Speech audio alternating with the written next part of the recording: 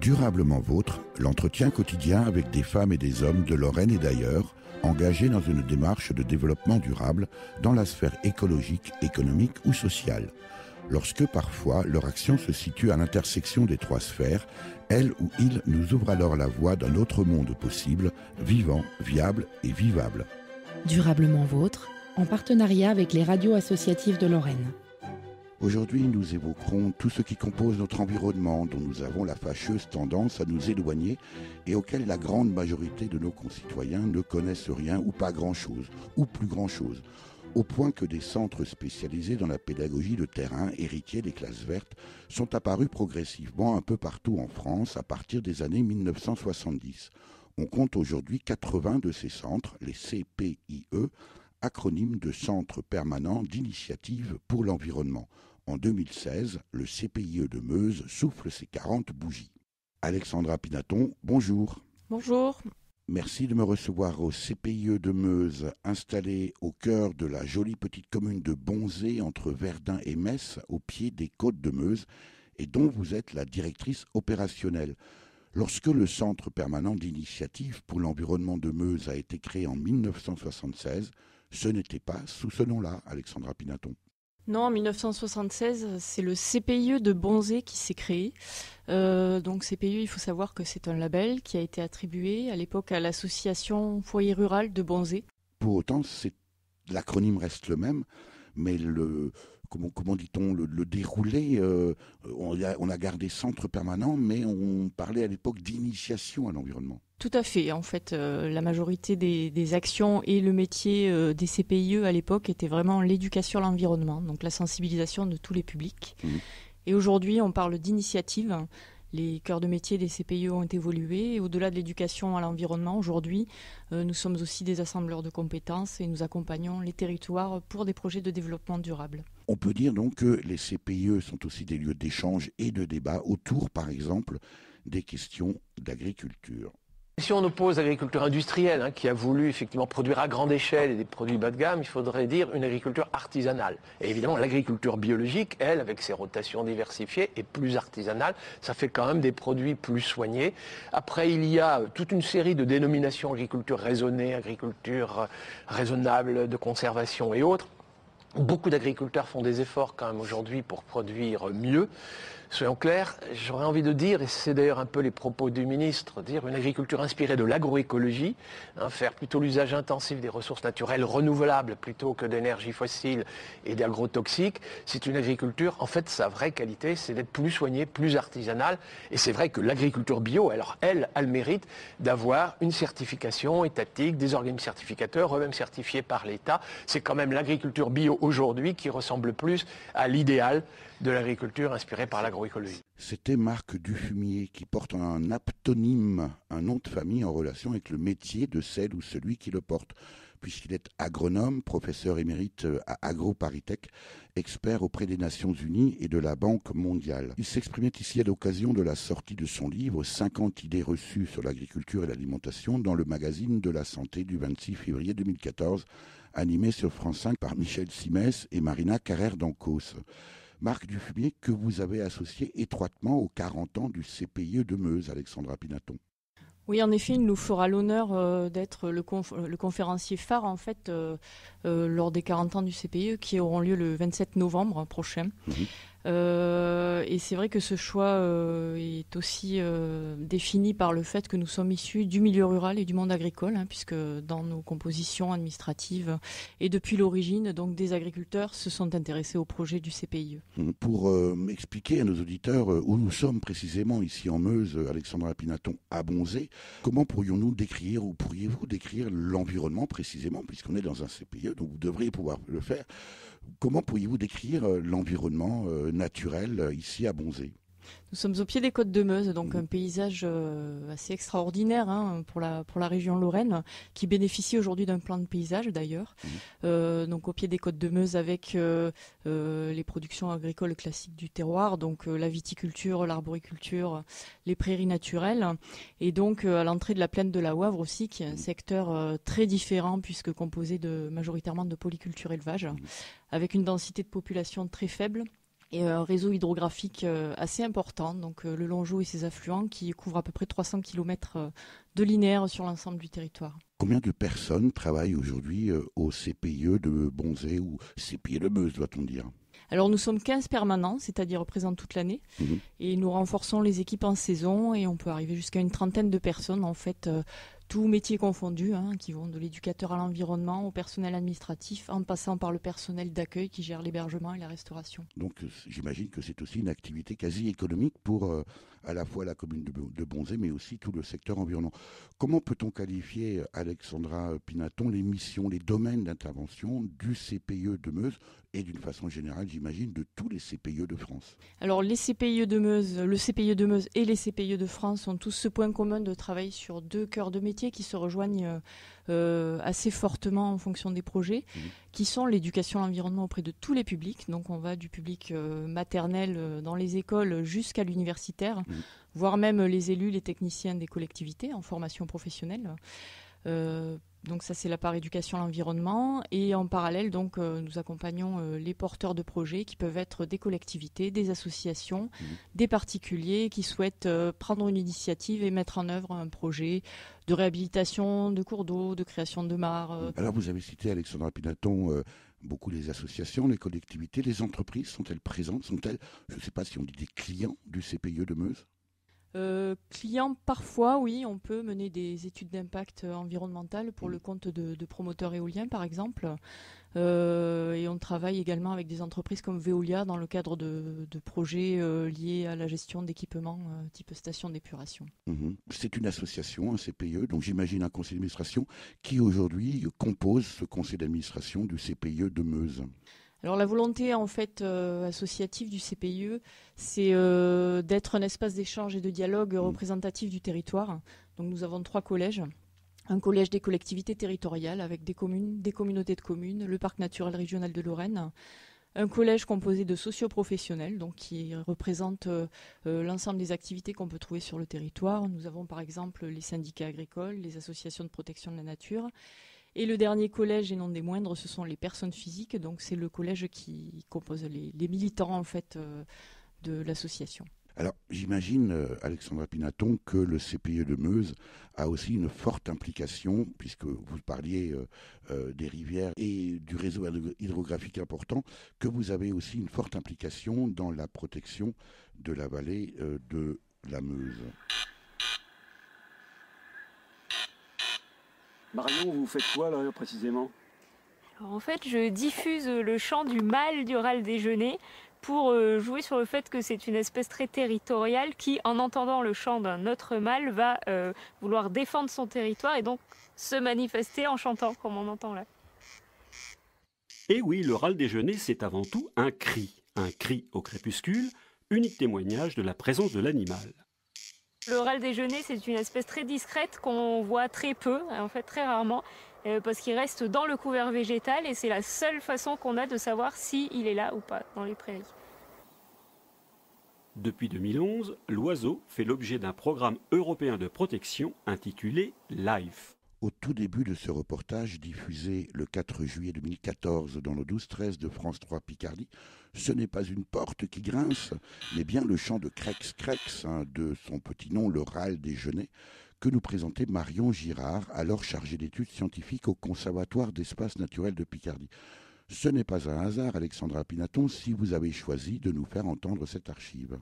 Oui, en effet, le CPIE est fortement impliqué depuis 1999 maintenant dans la préservation de la vallée de la Meuse sur le secteur de Stenay, donc dans le nord meusien, au travers d'une procédure européenne qu'on appelle Natura 2000 et qui vise à protéger les habitats et les espèces avec les hommes en fait, dans le cadre de programmes de protection, de contractualisation, en particulier avec les agriculteurs. Parce qu'on ne sait pas toujours que protéger les espèces, même si la loi les protège, ne sert pas à grand-chose. Évidemment, leur milieu de vie disparaît. Et j'imagine donc que là, la vallée de la Meuse est intéressante pour le râle des genêts, mais peut-être pas seulement. En effet, en fait, le râle des genêts niche dans les prairies naturelles de la vallée de la Meuse, donc des prairies à fort taux d'humidité. Et c'est un oiseau qui niche au sol, donc pas dans les arbres. Et pour le coup, dont les jeunes sont menacés par les fauches des foins, en fait, si elles sont trop précoces, compromettent la survie de l'espèce. Alors, ce que vous nous expliquez là, Alexandra Pinaton, c'est que on peut imaginer, on peut finalement parfaitement entrevoir qu'une agriculture qui tienne compte précisément de la présence de certaines espèces, puisque là, en l'occurrence, si ces oiseaux-là peuvent nicher dans les prairies, c'est qu'il y a des prairies. Et donc, en fait, c'est une certaine agriculture qu'il faut maintenir. Tout à fait. Il faut la maintenir à la fois pour préserver la biodiversité, mais également pour conserver les savoir-faire de ces agriculteurs qui gèrent leur patrimoine naturel de manière très, très respectueuse. Et c'est tout un travail en fait de mise en place d'une dynamique avec les exploitants agricoles, avec les associations de protection de la nature, avec des bénévoles aussi qui s'engagent pour pouvoir surveiller l'espèce, pour mettre en œuvre chaque année des fauches tardives en fait. Tardive, donc c'est pas à la période à laquelle elle devrait finalement avoir lieu, mais qu'on ne cesse probablement, j'imagine, de rendre de plus en plus précoce, peut-être parce qu'il y a plus d'azote dans les foins et que c'est donc plus intéressant pour les producteurs et pour les éleveurs. Quel est le rôle précisément du Centre permanent d'initiative Pôle environnement de Meuse, Alexandra Pinaton? Je rappelle que vous en êtes la directrice opérationnelle. Quelle est votre mission précisément sur cette action de protection de la vallée de la Meuse? C'est de l'animation et de la médiation de territoire. Ça veut dire quoi? Le but, c'est de mettre en fait l'ensemble des parties prenantes autour de la table et de trouver des solutions pour que l'espèce puisse être préservée tout en écoutant, en maintenant et en respectant les activités humaines sur place en fait. Mais les agriculteurs ont peut-être d'autres considérations, j'imagine peut-être aussi les chasseurs. À vous entendre, on vit un peu là dans un monde idéal. J'imagine que sur le terrain, ça se passe un peu différemment, Alexandra Pinaton. Oui, c'est 20 ans de travail qui sont derrière nous. Donc les premiers instants ont en effet été un peu musclés. Donc nous avons dû faire dialoguer des chasseurs, des ornithologues, des agriculteurs qui n'avaient pas l'habitude de se côtoyer. Œuvre de pédagogie. Tout à fait, de pédagogie et puis de compréhension aussi, puisqu'on se doit d'être un minimum empathique vis-à-vis des agriculteurs en particulier sur leur outil de travail, leur gagne-pain en fait, pour pouvoir comprendre dans quelle mesure on peut trouver et mettre en place des solutions. Alors précisément, vous évoquez la collaboration, le partenariat, ce sont un peu les maîtres mots de la politique d'un CPIE comme celui de Meuse. Quelle est votre relation et quelle est la relation que vous entretenez avec des associations qu'on va qualifier de plus militantes, peut-être plus revendicatives, plus directes? Alors, des associations, par exemple, affiliées à FNE, comme Meuse Nature Environnement. FNE pour France Nature Environnement. Donc, ce sont des associations partenaires et membres du conseil d'administration. Nous sommes sur deux approches complètement différentes. Meuse Nature Environnement est en effet une association militante qui peut se porter partie civile sur des problématiques de protection de la nature. Nous sommes plutôt sur la notion de médiation.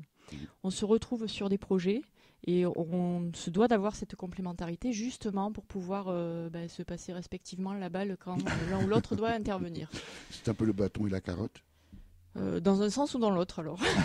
Est-ce que vos interlocuteurs pour autant vous identifient? Parce qu'on entend parler des fois des écolos, alors qu'on pourrait dire aussi les agriculteurs. On sait bien qu'un agriculteur de montagne, par exemple, un paysan en montagne n'a rien à voir avec un gros céréalier du centre de la France. Est-ce que vos interlocuteurs, Alexandra Pinaton, font la différence précisément entre vous, par exemple, CPIE de Meuse, et puis une association capable de les coller en justice, par exemple? Oui, parce que notre posture est différente. L'approche des projets ou des problématiques n'est pas forcément la même. Nous partirons sur la notion de projet, donc d'un état des lieux, d'un diagnostic, de l'évaluation des problématiques dans la recherche de solutions. Alors évidemment, comme vous dites, on ne vit pas dans un mode idéal et il peut tout à fait nous arriver de monter au créneau lorsque on estime que les choses sont insolvables. Mais voilà, nous sommes, et c'est sûr que ça prend plus de temps dans cette démarche de médiation. Et en effet, nos partenaires perçoivent cet aspect particulier des CPIE. Qui, j'imagine, s'adresse peut-être aussi et surtout et peut-être avant tout aux enfants. Pas de planète sans CO2.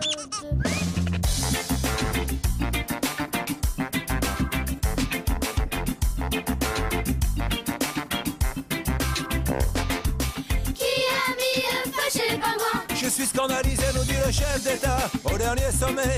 Sur ce sujet, mes déclarations ont fait sensation. Si on veut déposer un projet de loi, soyons prudents, c'est un sujet brûlant. Faut pas non plus faire peur aux investisseurs, le réchauffement doit pas empêcher la croissance. Qui a fait déborder les océans? Ne montrez pas du doigt ce plan industriel, je me plie déjà aux réglementations. Beaucoup de pays sont moins tatillons. Réduire les gaz à effet de serre, je vous le dis réfléchir. J'ai rien compris. Mais mon résultat ne doit pas en pâtir. Pas de planète sans casser de CO2. Si c'est pas toi, si c'est pas moi, on fait pas de planète sans casser de CO2. Si personne n'est responsable, pas de planète sans casser de CO2. Qui s'occupe de ce paquet encombrant, on fait pas de planète sans casser de CO2. Qui fait la danse des plus torrentiels? J'aimerais en parler, nous dit le journaliste. Mais comment critiquer ce qui nous fait croûter? N'oubliez pas que la télé vit de la publicité. Qui est-ce qu'elle fait qui les mange? Vous êtes gonflé, dit la vache à lait. J'avoue, je fais des proutes. Oui, je fais des proutes. Dois-je vous rappeler qui m'a domestiqué, élevé, enfermé dans des box en béton? On m'assémine, on me gave de farine. Pas de planète sans casser de CO2. Si c'est pas toi, si c'est pas moi, on fait pas de planète sans casser de CO2. Si personne n'est responsable, pas de planète sans casser de CO2. Qui s'occupe de ce paquet encombrant, on fait pas de planète sans casser de CO2.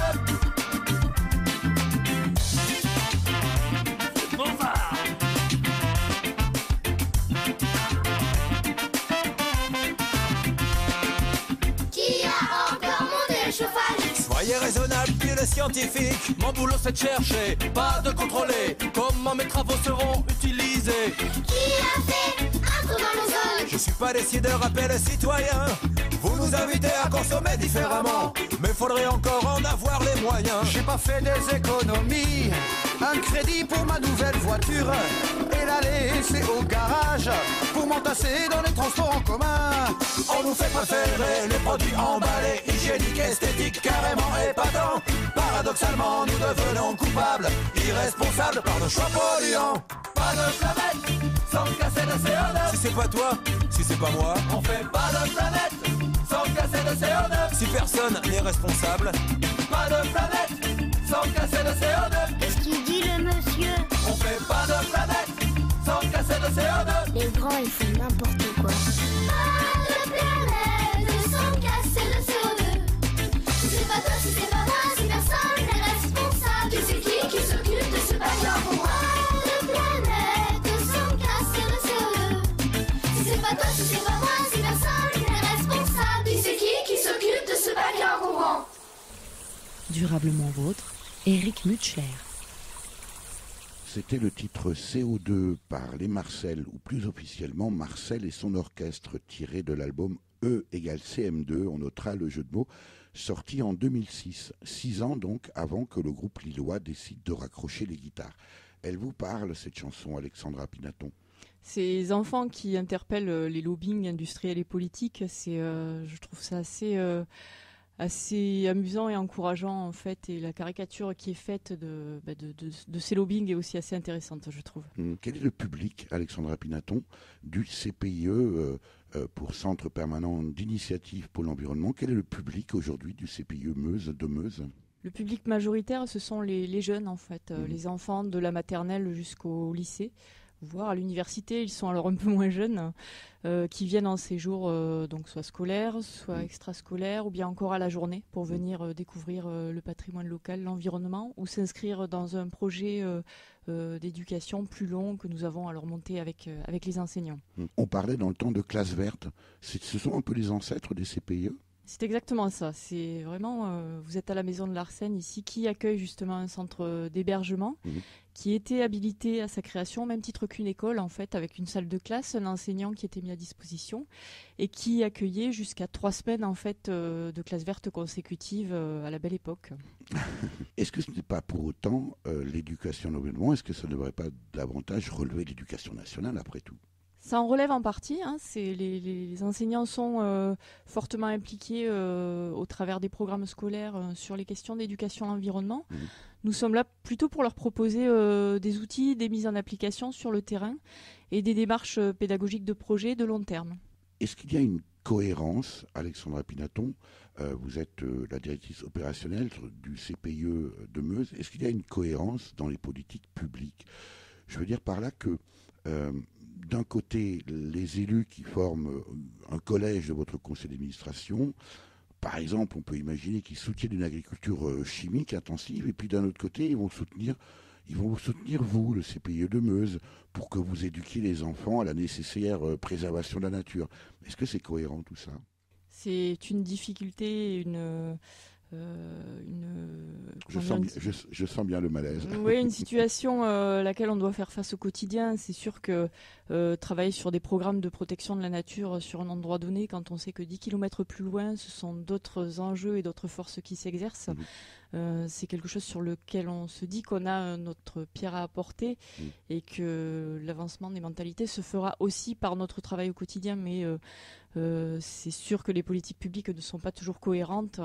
Et on doit composer avec aujourd'hui pour les faire évoluer dans le bon sens. Est-ce que la présence même d'un centre permanent d'initiative pour l'environnement dans une petite commune rurale comme à Bonzé, ici en Meuse, est-ce que ça a un impact sur la population elle-même ? Alors sur la population non seulement, mais aussi sur l'économie locale en fait. On travaille beaucoup sur les questions d'alimentation avec les producteurs locaux. On mobilise également les associations partenaires comme l'Écomusée d'Allonville, la Ferme du Sonvaux pour déployer nos activités. Et on se rend compte que finalement, on a cet impact-là, oui, auprès des populations au travers des conférences, des animations qu'on mène, mais aussi parce qu'on a des retombées économiques pour le territoire, sur de la création d'emplois, sur de l'économie circulaire. Et c'est vraiment quelque chose qui nous fait avancer aussi. C'est inscrit pleinement dans notre projet associatif. On sent presque une espèce de besoin de justifier la dimension économique quand on parle d'écologie, alors que finalement, tout ça est à la même racine, oikos, la maison, l'habitat au sens milieu de vie, et qui a donné lieu et naissance au mot économie, mais aussi écologie, comme quoi on peut faire les deux. Alexandra Pinaton, est-ce que les intervenants qui travaillent ici au CPIE de Meuse, est-ce que ce sont tous des spécialistes de l'éducation à l'environnement ? Non, nous avons également des écologues, des naturalistes, donc qui sont entrés par l'autre porte, c'est-à-dire la formation plus scientifique sur les espèces telles que les oiseaux, les odonates, les amphibiens, et qui eux progressent. Les odonates, ce sont les libellules, je prie m'excuser. Et donc qui eux vont plutôt faire progresser cette approche scientifique vers une approche plus vulgarisée, pour pouvoir bien communiquer en fait auprès de l'ensemble des publics sur l'importance de préserver et de connaître ce patrimoine naturel. Et ça se fait notamment au travers d'un programme de sciences participatives, donc qui vise à amener le citoyen à s'approprier les clés de détermination des espèces. Être lui-même acteur finalement sur le terrain pour repérer des espèces, les signaler aux scientifiques et être des partenaires scientifiques et des études. Ils sont pleinement partie prenante en fait de nos programmes de protection de la nature. Alors parmi les parties prenantes, on peut citer également les communes et les structures intercommunales notamment, qui ont un rôle majeur à jouer dans le développement durable. Et ce qui nous amène à mettre en place, réfléchir à mettre en place une ressourcerie. Voilà. Donc une ressourcerie avec tous les moyens qu'on pourra mettre en œuvre. Donc ce qui serait générateur d'emplois sur le secteur, bien évidemment, ça toucherait le secteur économique.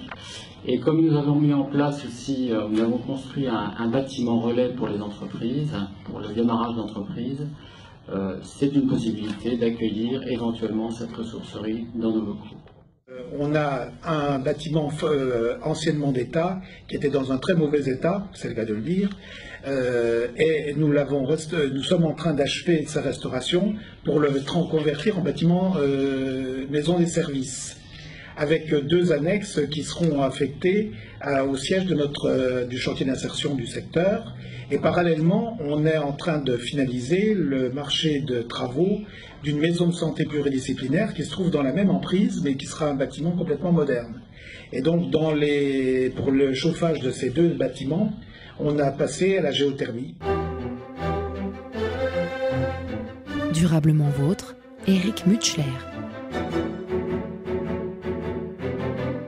Après cette interview de Didier Masset, président de la communauté de communes du pays de Revigny, et Jean-Claude Humbert, alors président de la communauté de communes du canton de Fresnes-en-Voivre, j'imagine, Alexandra Pinaton, que vous allez faire un peu de promo. Alors, Didier Masset et Jean-Claude Humbert présentent ici les résultats d'un dispositif qui s'appelle la D-Démarche, qui est une démarche de développement durable pour les collectivités, qui a été... Des démarches pour développement durable, j'imagine, qui est une marque protégée. Qui est une marque protégée, qui est un dispositif qui a été co-construit par Mairie Conseil, donc un service de la Caisse des dépôts et des consignations, et l'Union nationale des CPIE, sur la base de partenariats entre CPIE et collectivités, qui ont mis en place progressivement une méthodologie qui s'améliore encore en fait pour amener les élus à être eux-mêmes experts du développement durable sur leur territoire et proposer un plan d'action qui se met en place de manière assez rapide pour en voir les premiers effets dès la première année. Est-ce que ça veut dire, Alexandra Pinaton, que les communautés de communes et les communes finalement se sont aperçues que en disposant de CPIE, de centres permanents d'initiatives pour l'environnement dans leur commune ou sur leur territoire, finalement disposaient là d'un véritable centre de ressources? Alors c'est en effet le centre de ressources qui peut être le levier de mise en œuvre de projets pour les collectivités. Aujourd'hui, on a 40 collectivités engagées au niveau national dans le cadre de la démarche. Et bien souvent, ce sont des collectivités qui ne sont pas encore matures pour aller jusqu'à l'agenda 21, donc un programme normé et cadré pour un développement durable sur le territoire, et qui souhaitent bénéficier d'un savoir-faire et d'une première étape en fait pour se mettre en route très rapidement. Alexandra Pinaton, est-ce que vous ressentez depuis des années une évolution? Est-ce que par exemple les enfants qui sont venus passer quelques séjours ici, qui peut-être certains d'entre eux demain seront des élus, présidents d'une communauté de communes, maires d'une commune, adjoints, conseillers municipaux, est-ce qu'il en reste quelque chose de tout cela? On voit les fidèles en fait encore. C'est vrai qu'on a des enfants qui venaient dans le cadre du club nature qu'on croise aujourd'hui qui sont de jeunes adultes et qui pour la plupart se sont engagés d'une manière ou d'une autre sur les questions environnementales, qui peuvent être devenus animateurs nature ou avoir suivi des études dans l'écologie. Ça reste relativement ponctuel, mais c'est toujours ça de gagner, j'ai envie de dire. Et sur les 8000 enfants qu'on voit chaque année, on n'a pas aujourd'hui l'estimation de ce qu'il en reste effectivement. Une évaluation très précise. Quelles sont les résistances que vous mesurez, Alexandra Pinaton, autour de vous dans précisément ces programmes que vous mettez en œuvre? Vous avez évoqué en début d'émission d'entretien le programme de protection de la vallée de la Meuse. Quelles sont les résistances encore aujourd'hui perceptibles dans la population, auprès de vos interlocuteurs? Elles sont fortement liées à des idées reçues en fait sur les contraintes qu'amène la pratique de l'écologie au quotidien. Si on prend le cas de l'agriculture, on va être sur les discours ambiants aujourd'hui on doit produire, on doit en vivre et on doit s'inscrire dans ce qui se passe au niveau européen, au niveau français. Et ça peut tuer l'initiative en fait. C'est-à-dire c'est-à-dire qu'on ressent que une volonté de ne pas sortir des sentiers battus en fait et la prise d'initiative pour aller vers le développement durable, on a encore des gens frileux par rapport à ça. On est un peu sur le plat de la porte, mais on ne franchit pas le seuil. Voilà, c'est plus confortable de ne pas le franchir. Voilà. Puisqu'on parlait précisément de partenariat et que le CPIE de Meuse est installé dans la commune de Bonzé en Meuse, cette commune s'est engagée avec vous, Alexandra Pinaton. Quand je dis avec vous, c'est bien sûr le CPIE de Meuse dont vous êtes la directrice opérationnelle, précisément dans un projet d'écotourisme. 40 ans tout juste que cette petite base de loisirs de 30 hectares a ouvert ses portes. Chaque année, elle accueille près de 15 000 visiteurs. Mais pourquoi donc venir ici? Pour la simple raison que vous êtes accueillis dans une base familiale avec des beaux coins d'ombre, les buttes ensoleillées pour apporter le barbecue pour passer une journée agréable. On a un snack ouvert tout l'après-midi pour offrir des glaces artisanales. Un petit restaurant aussi, les pieds dans le lac, qui peut vous accueillir midi et soir. Et vous arrivez à 8h30 le matin et vous quittez à 21h le soir. C'est du bonheur ici? que du bonheur. La zone de baignade joue elle aussi la vedette avec une eau à 24 degrés. La fraîcheur sous les arbres ne manque pas, un bon endroit donc pour décompresser. Ici, il y a une certaine liberté qu'on n'a pas ailleurs. Hein. Surtout dans une piscine. Hein. Ici, c'est à l'extérieur, c'est génial. C'est génial. Pour les petits et pour les grands. Un petit coin de nature un peu méconnu à découvrir parmi les 41 lieux de baignade recensés en Lorraine. Dans ce reportage diffusé sur France 3 Lorraine le 21 juillet 2016, on s'aperçoit que le Centre permanent d'initiative pour l'environnement, le CPIE de Meuse, dont vous êtes Alexandra Pinaton, la directrice opérationnelle, est passé de la seule mission d'éducation, c'est celle qu'on évoque depuis le début de cet entretien, à celle d'acteur, de gestionnaire, comme ici donc à la base de loisirs de Bonzé, commune sur laquelle est d'ailleurs implanté le CPIE. Donc depuis l'année dernière, la commune de Bonzé et le CPIE se sont fortement rapprochés pour pouvoir pérenniser cette activité d'écotourisme dont l'histoire est vraiment très proche de celle du CPIE, puisque notre président fondateur est le même en fait, Jean Lagroix, il y a 40 ans, alors maire de Bonzé, a créé le CPIE et la base de loisirs dans un état d'esprit d'accueil, d'ouverture et de mixité sociale pour les publics. En quoi cette base de loisirs Colvert, le Colvert à Bonzé, peut être qualifié de site d'écotourisme? Alors d'abord, sa situation géographique fait qu'on est vraiment au pied des côtes de Meuse avec un point de vue paysager assez intéressant, une proximité du milieu forestier, des étangs également assez remarquables. Et puis, depuis que le CPIE en assure la gestion, nous essayons de travailler sur l'éco-responsabilité, en fait, que ce soit au travers de l'utilisation des produits d'entretien, de la gestion différenciée des espaces verts, mais surtout du programme d'animation qui est proposé au public, que ce soit des publics campeurs sédentaires, puisqu'on a un public de sédentaires ou bien de personnes qui viennent à la journée, pour profiter du fait que ce public soit captif finalement pour travailler sur les notions d'éducation à l'environnement. Et passer des messages. Passer des messages, exactement. Est-ce que ça change finalement une perception, j'allais dire, de la réalité, Alexandra Pinaton, quand on passe comme ça de la fonction d'animation, où finalement on dit ce qu'on devrait faire, et puis lorsqu'on est soi-même confronté à la nécessaire gestion, où finalement on s'aperçoit que, eh bien, il y a peut-être des contraintes auxquelles on n'avait pas nécessairement pensé. Non, en effet, on a débarqué comme un cheveu sur la soupe l'année dernière, puisque nous avons décidé de la reprise mi-février pour une ouverture le 1er avril. Et on a découvert le métier chemin faisant, en fait. Hein. C'est une réalité. Et alors on apprend un peu tous les jours. Et puis on imagine aussi avec les gens de la commune. Hein, il y a quelques élus du conseil municipal qui aujourd'hui se mettent autour de la table avec nous pour vraiment travailler sur le projet de la base de loisirs du Colvert à long terme, avec encore une fois ces notions d'accueil, de mixité, d'exemplarité sur les pratiques d'éducation à l'environnement. Mais c'est un nouveau métier pour le CPIE, c'est sûr, et c'est un challenge qu'on a vraiment à cœur de relever. Alors précisément, Alexandra Pinaton, est-ce qu'il y a des effets tangibles, là pour le coup mesurables, et des comportements que vous pouvez évaluer dans leur changement?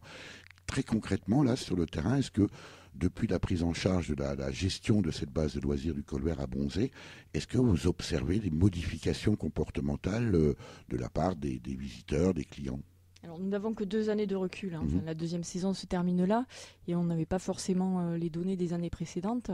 En revanche, on a mis en place la gestion des déchets, notamment du verre et du compostage. Et on sent que les gens sont quand même plus attentifs que ce qu'ils pouvaient être au début de la saison dernière. C'est-à-dire qu'aujourd'hui, le verre, c'est quelque chose d'acquis. Le compostage, ça intéresse un certain nombre de campeurs qui deviennent même finalement ambassadeurs de la démarche. Et c'est par ces petits pas qu'on va arriver progressivement à vraiment impliquer plus fortement l'ensemble des...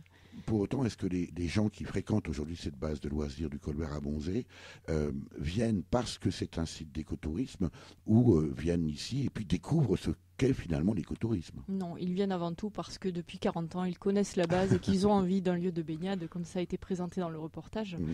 Mais c'est pour nous une opportunité d'avoir de nouveaux publics et de se dire qu'on va, grâce à cette base de loisirs, arriver à susciter d'autres comportements, susciter la curiosité aussi de ce qu'est un bon geste, de pourquoi certaines buttes sont tendues et pas d'autres, pourquoi il y a un sentier sur la biodiversité, sur les cheminements de la base, etc. etc.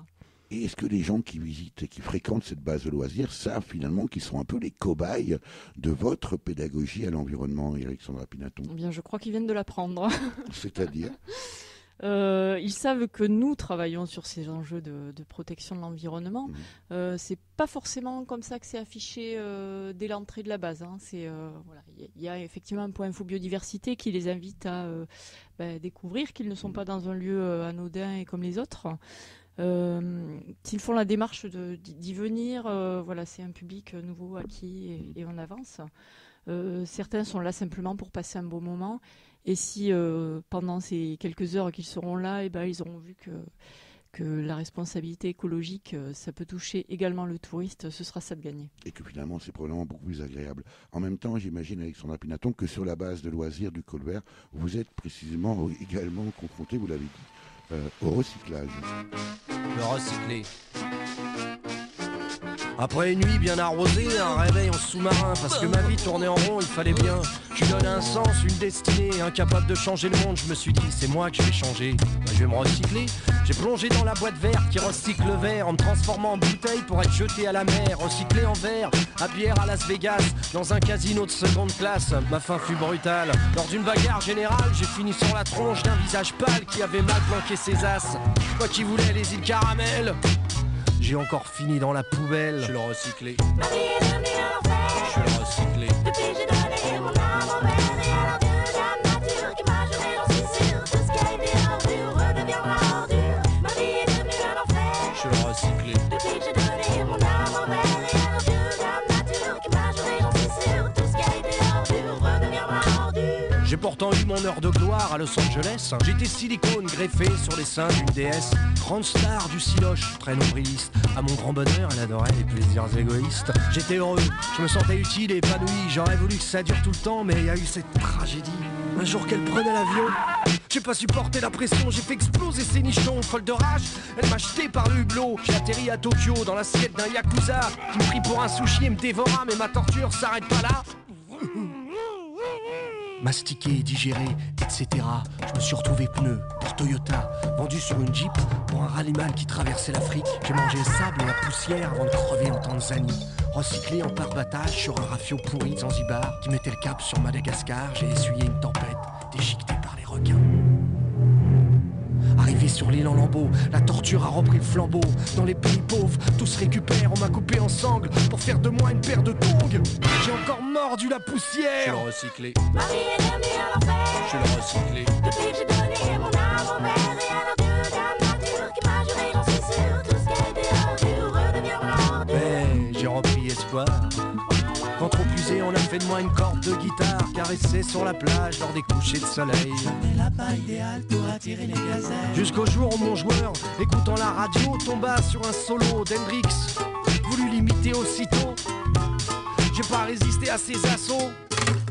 Abandonné sur le sable, je rencontrais une mèche qui avait trouvé un plan pour qu'on devienne filet de pêche. J'ai replongé dans l'océan, pêché le concombre de mer. Très prisé par les Chinois, on m'a donc exporté là-bas.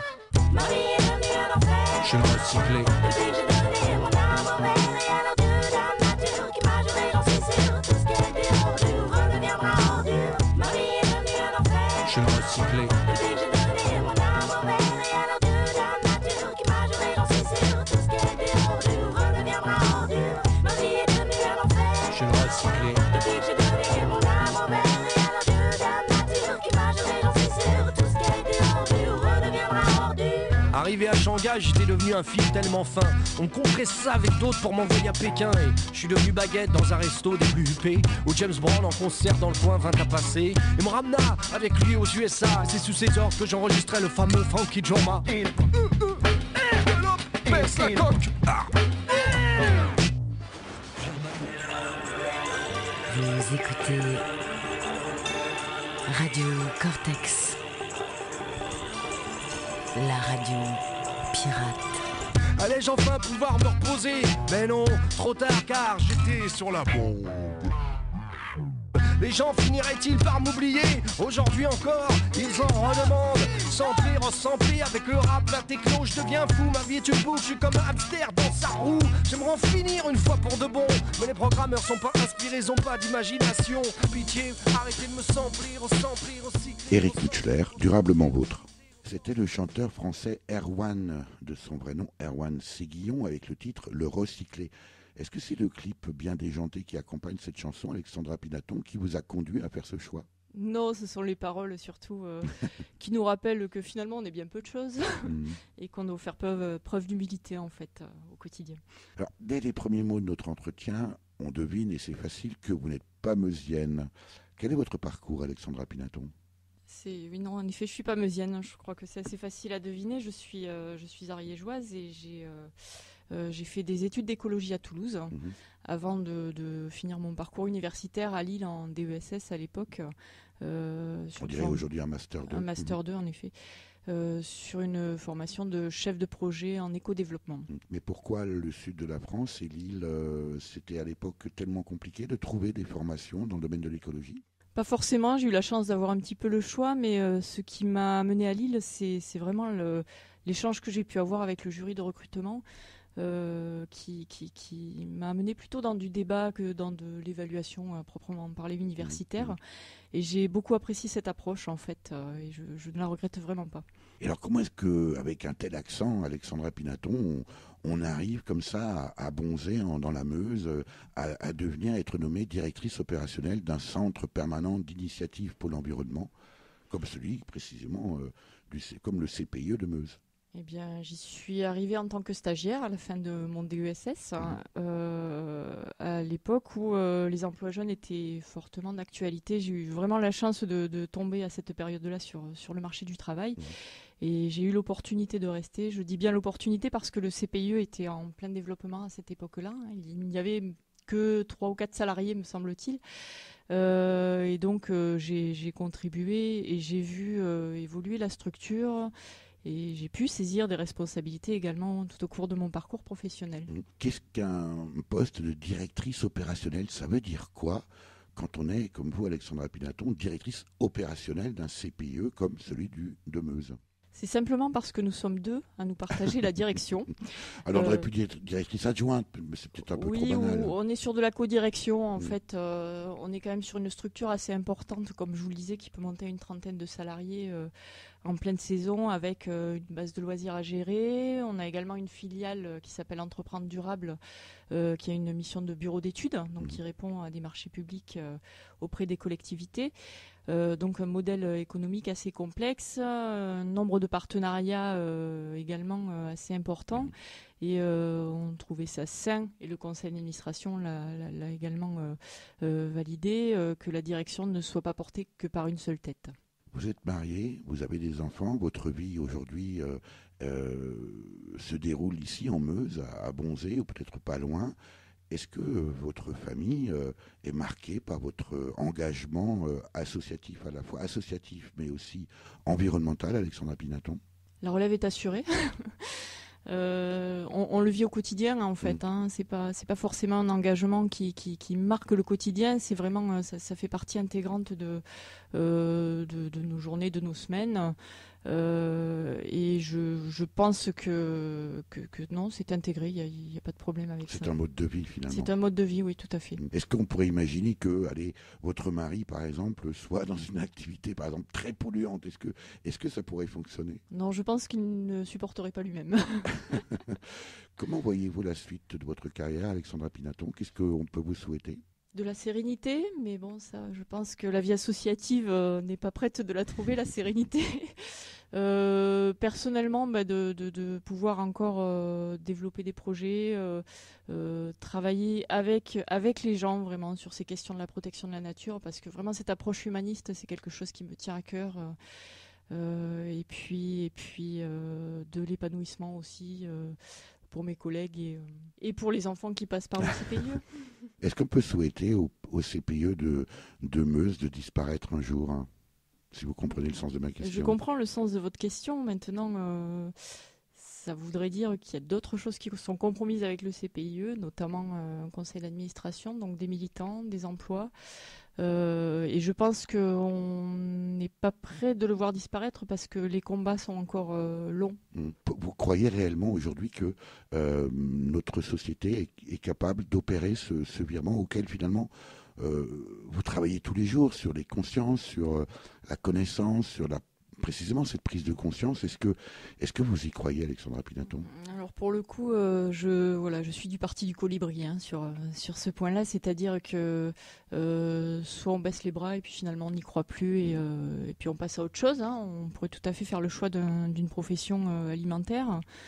Soit on se dit que finalement à chaque jour on arrive à contribuer petit à petit à ce changement. Et je pense que c'est comme ça qu'il faut aborder les choses sans être défaitiste mais en étant réaliste aussi. Mais quand on est comme vous dans la médiation, c'est finalement votre cœur de métier, la médiation environnementale. Est-ce qu'on n'a pas quelquefois envie précisément de taper sur la table, de lâcher un cri de colère? Ça arrive. Ça peut arriver et c'est totalement normal, je pense. L'invité de Durablement Vôtre, coup de gueule ou coup de cœur? Alexandra Pinaton, c'est le moment de votre choix.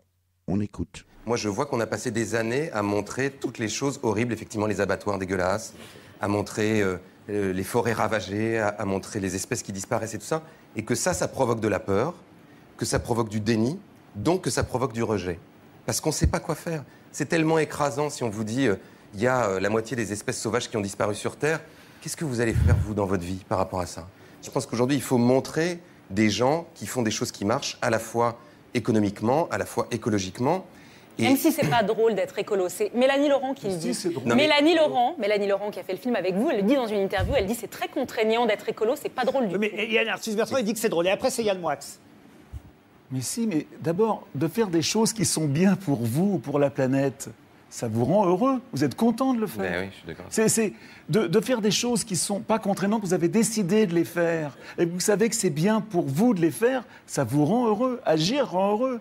Ce que vous avez choisi de nous faire entendre, Alexandra Pinaton, c'est un échange entre la journaliste et chroniqueuse franco-libanaise Léa Salamé, d'une part, Cyril Dion, connu pour être avec Pierre Rabhi l'un des fondateurs du mouvement des Colibris et surtout le co-réalisateur avec Mélanie Laurent du film Demain, César du meilleur documentaire et plus d'1 million d'entrées en France et une diffusion dans près de 30 pays d'autre part. Et enfin, le photographe et réalisateur Yann Arthus-Bertrand, président de la fondation Good Planet. Dans le magazine de France 2, On n'est pas couché de Laurent Ruquier, c'était le 12 décembre 2015, donc quelques jours à peine après la sortie du film Demain et pendant la COP21. Mais je ne parviens pas à savoir s'il s'agit de votre part, Alexandra Pinaton, d'un coup de cœur ou d'un coup de gueule. C'est à la fois un coup de gueule parce que ça m'horripile un peu d'entendre sur des grandes ondes et par des journalistes quand même aguerris que l'écologie c'est pas drôle et que finalement c'est pas ça fait pas plaisir tous les jours, c'est très contraignant. Donc ça c'est le côté coup de gueule. Je pense qu'on n'allait plus à se poser la question de savoir si c'est sympa ou pas de faire de l'écologie. Je pense que il faut s'y mettre. Et c'est également un coup de cœur parce que, à la fois de la part de Cyril Dion, qui en a une analyse assez intéressante sur la question du déni, et de Yann Arthus-Bertrand, qui est assez atterré en fait de la réaction de la journaliste, ça donne de l'espoir. Et je pense que d'une part, il y a de quoi s'éclater, et d'autre part, on n'a plus vraiment le choix. On imagine très bien que la journaliste Léa Salamé est dans une posture un peu provocatrice, bien sûr, mais en même temps, vous avez l'expérience de cette pédagogie à la question de l'environnement, Alexandra Pinaton. Est-ce qu'il n'y a pas aussi un peu une responsabilité de la part, on va mettre des guillemets, des écolos face à cette problématique de communication? Parce qu'après tout, des gens qui parlent aujourd'hui, comme Yann Arthus-Bertrand ou Cyril Dion, d'écologie, d'environnement sur un plateau comme France 2 à une heure de grande écoute, c'est quand même très nouveau. Ça commence à être de plus en plus fréquent quand même et on ne peut que s'en satisfaire. Alors c'est sûr que les écolos n'ont pas forcément la fibre communicante et qu'on doit beaucoup travailler sur ça pour être de plus en plus convaincant auprès de tous les publics. Alexandra Pinaton, on l'a dit en début d'entretien, par exemple sur la vallée de la Meuse, mais on a l'impression qu'on se bat un peu pour des lambeaux de nature, alors que c'est finalement aujourd'hui toute la nature entière qu'il faudrait protéger et à partir d'aujourd'hui cesser toute agression. Est-ce que vous avez le sentiment d'avoir un poids, une maîtrise quelconque, une façon de peser sur cette décision en tant que directrice opérationnelle d'un CPIE comme celui de Meuse ?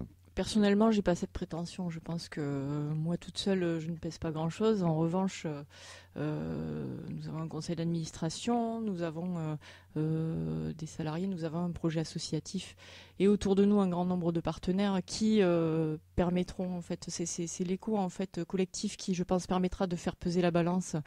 Et on peut y arriver dans certains projets. Il ne faut pas s'en contenter complètement, mais je pense qu'il faut continuer à jouer cette carte collective pour peser dans les décisions. Et ce sera ma dernière question, Alexandra Pinaton. Est-ce que les gens qui viennent au CPIE de Meuse, pour le centre permanent d'initiative pour l'environnement qu'il est, est-ce qu'il n'y a pas finalement, est-ce que ces gens-là ne sont pas déjà convaincus et que l'enjeu n'est pas là? L'enjeu, c'est finalement d'aller vers du prosélytisme et d'aller convaincre précisément ceux qui ne viennent pas au CPIE de Meuse. D'où la nécessité d'être très créatif sur les modalités d'approche des publics. Donc, je vous ai parlé tout à l'heure des sciences participatives qui sont vraiment un moyen, un levier assez intéressant et qui commence à faire ses preuves en Meuse, ou d'autres dispositifs comme les trocs. On organise pas mal de trocs de vêtements, d'électroménagers, etc. Alors au début, on vient pour échanger un vêtement contre un autre parce qu'on est un peu victime de la mode. Et puis finalement, on discute autour d'un café, on convainc et puis on revient une fois suivante. Voilà, c'est comme ça aussi, je pense, c'est en attirant les publics au travers de leur propre centre d'intérêt qu'on pourra progressivement y arriver. Et du coup, on comprend beaucoup mieux que les centres permanents d'initiation à l'environnement soient devenus des centres permanents d'initiative pour l'environnement. Les trocs sont là un bel exemple de précisément cette évolution et finalement cette créativité permanente pour aller convaincre nos concitoyens de la nécessité de la préservation de l'environnement. Tout à fait. Merci pour cet entretien, Alexandra Pinaton. Merci à vous. Continuez à être ce que vous êtes ici au Centre permanent d'initiative pour l'environnement. Quand je dis le CPIE de Meuse à Bonzé, dont vous êtes directrice opérationnelle, c'est bien sûr pour vous, mais aussi toute votre équipe. Pour en savoir plus, www.cpie-meuse.fr. Pour réagir à cette émission, nous proposer des invités ou des sujets, écrivez-nous à contact@durablementvôtre.fr. Si vous aimez la radio et si vous souhaitez occuper utilement un peu de votre temps libre, quelles que soient vos compétences, rejoignez l'équipe de bénévoles de l'émission Durablement Vôtre en écrivant à contact@durablementvôtre.fr.